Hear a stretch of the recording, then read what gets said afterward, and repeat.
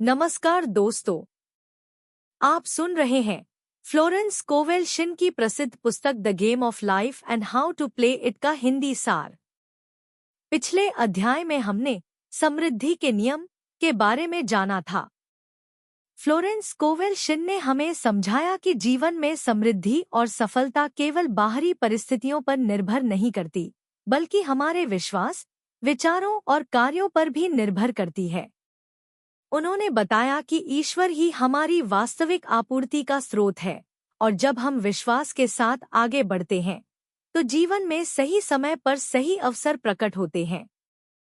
हमने यह भी सीखा कि केवल इच्छा करना पर्याप्त नहीं है, बल्कि हमें ऐसा व्यवहार भी करना चाहिए मानो हमने अपनी प्रार्थना का उत्तर पहले ही प्राप्त कर लिया हो। सक्रिय विश्वास और सकारात्मक दृष्टिकोण हमारे जीवन में चमत्कारिक परिवर्तन ला सकते हैं। और अब इसी पुस्तक की निरंतरता में हम तीसरे अध्याय शब्दों की शक्ति को समझेंगे।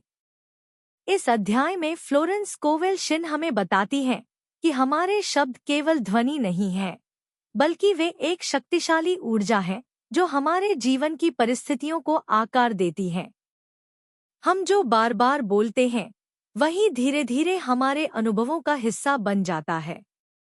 तो आइए अब विस्तार से समझते हैं कि हमारे शब्दों में कितनी शक्ति छिपी हुई है और किस प्रकार वे हमारे जीवन को सफलता, स्वास्थ्य, प्रेम और समृद्धि की ओर ले जा सकते हैं।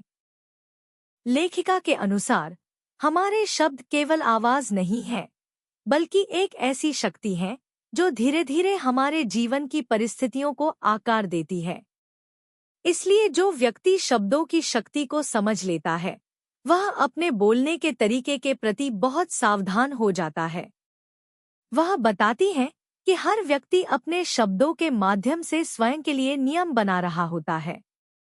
यदि कोई व्यक्ति बार बार कहता है कि उसके साथ हमेशा बुरा होता है, तो उसका मन उसी विश्वास को स्वीकार कर लेता है और वैसी ही परिस्थितियां उसके जीवन में आकर्षित होने लगती हैं।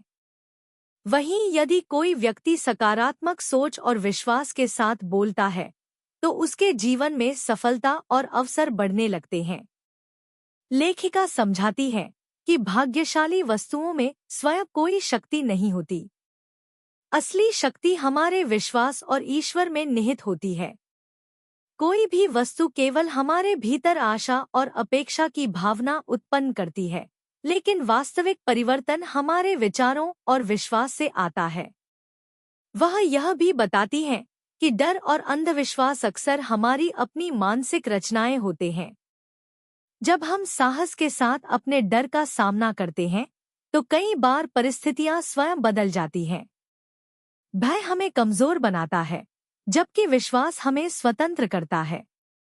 फ्लोरेंस कोवेल शिन के अनुसार लगातार बीमारी, असफलता, कमी या समस्याओं की बातें करना भी उन परिस्थितियों को हमारे जीवन में आकर्षित कर सकता है। इसलिए वे सलाह देती हैं कि हमें केवल वही बातें करनी चाहिए जिन्हें हम अपने जीवन में देखना चाहते हैं। उनका मानना है कि हमारे शब्दों का प्रभाव केवल हमारे ऊपर ही नहीं, बल्कि दूसरों के प्रति हमारे व्यवहार पर भी पड़ता है। यदि हम दूसरों के लिए बुरा सोचते हैं या उनकी आलोचना करते हैं तो वही नकारात्मकता किसी न किसी रूप में हमारे जीवन में लौट कर आती है। इसके विपरीत, यदि हम दूसरों के लिए शुभकामनाएं रखते हैं तो हम स्वयं भी शांति और सफलता का अनुभव करते हैं। लेखिका के अनुसार मन में छिपा हुआ क्रोध, ईर्ष्या, घृणा और क्षमा न कर पाने की भावना कई प्रकार के दुख और मानसिक तनाव का कारण बन सकती है। इसलिए सच्चा उपचार केवल शरीर का नहीं, बल्कि मन का भी होना चाहिए। इस अध्याय का सबसे महत्वपूर्ण संदेश यह है कि प्रेम, सद्भावना और क्षमा सबसे बड़ी शक्तियां हैं। जब हम दूसरों के प्रति शुभ भाव रखते हैं तो हमारे भीतर की नकारात्मकता समाप्त होने लगती है और जीवन में शांति, सुरक्षा और सफलता के लिए रास्ते खुलने लगते हैं। फ्लोरेंस कोवेल शिन हमें याद दिलाती है कि हमारे सबसे बड़े शत्रु बाहर नहीं, बल्कि हमारे अपने विचार और भावनाएं हैं। इसलिए यदि हम अपने शब्दों, विचारों और भावनाओं को प्रेम, विश्वास और सद्भावना से भर दें, तो जीवन में सकारात्मक परिवर्तन स्वाभाविक रूप से आने लगते हैं। और जैसा कि इस अध्याय का सार है, अपने शब्दों का उपयोग केवल उपचार, आशीर्वाद और समृद्धि के लिए करें, क्योंकि जीवन और मृत्यु दोनों ही हमारी वाणी की शक्ति में निहित है। तो दोस्तों, आज हमने फ्लोरेंस स्कोवेल शिन की पुस्तक the game of life and how to play it के तीसरे अध्याय शब्दों की शक्ति से यह समझा कि हमारे विचार और शब्द हमारे जीवन को आकार देते हैं। इसलिए हमें अपने शब्दों का उपयोग केवल प्रेम, स्वास्थ्य, समृद्धि और शुभकामनाओं के लिए करना चाहिए। इस पुस्तक की निरंतरता में अगले अध्याय प्रतिरोध न करने का नियम में हम जानेंगे कि क्यों जीवन की समस्याओं, लोगों और परिस्थितियों के प्रति अत्यधिक विरोध या क्रोध करना उन्हें और अधिक शक्तिशाली बना देता है।